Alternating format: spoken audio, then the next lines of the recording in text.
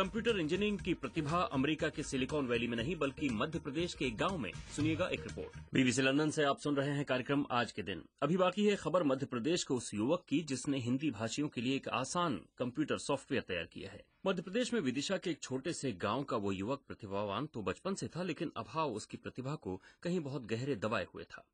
अब इस युवक ने एक सॉफ्टवेयर तैयार किया है जिससे हिंदी भाषियों के लिए कंप्यूटर बरतना बहुत आसान हो जाएगा।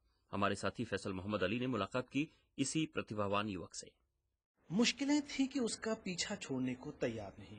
पिछड़े राज्य मध्य प्रदेश के एक गांव में जन्म, पिता का पेशा खेती, एक पांव की लाचारी और आंखों की छीन होती रोशनी।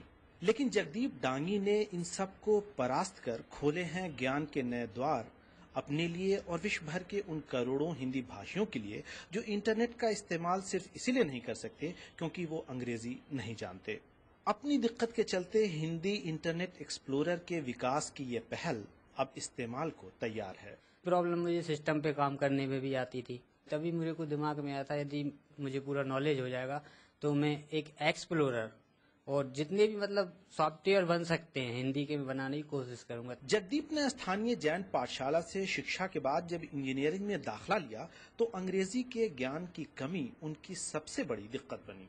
शायद इसीलिए उन्होंने दूसरों के लिए इसका हल भी ढूंढने की कोशिश की है। क्लिक टू हिंदी की फैसिलिटी दी है, तो उससे क्या होता है, आप वेब पेज कुछ पढ़ रहे हैं, आपको कोई पर्टिकुलर वर्ड नहीं आ रहा है तो जस्ट उस वर्ड पे आप क्लिक करेंगे तो उसका पूरा हिंदी, उसका प्रोनाउंसिएशन आप उच्चारण वगैरह टोटल आपको बिल्कुल क्लिक होते से ही आ जाता है। इसके अलावा मौजूद हैं इसमें पर्यायवाची शब्दों के साथ 35,000 अंग्रेजी शब्दों के हिंदी में मायने।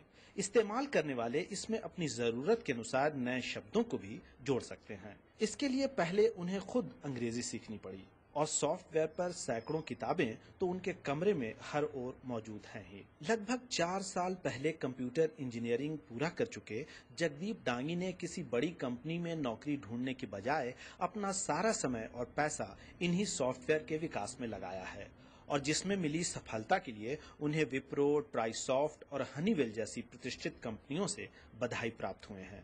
लेकिन वो अपने सॉफ्टवेयर को किसी प्राइवेट कंपनी को नहीं बेचना चाहते। उनकी इच्छा है गवर्नमेंट ही इस सॉफ्टवेयर को जन जन तक मेरे से बहुत अच्छे तरीके से पहुंचा सकती है, क्योंकि इतने से जितने लोगों तक पहुंचना चाहिए। अब तक तो सरकार ने उनकी सुनी नहीं, शायद अब सुन ले। फैसल मोहम्मद अली, बीबीसी, गंज बासौदा, विदिशा, मध्य प्रदेश। और अगर सरकार उनकी बात सुन लेगी तो चीजें हमारे और आपके लिए ज्यादा आसान हो जाएंगी।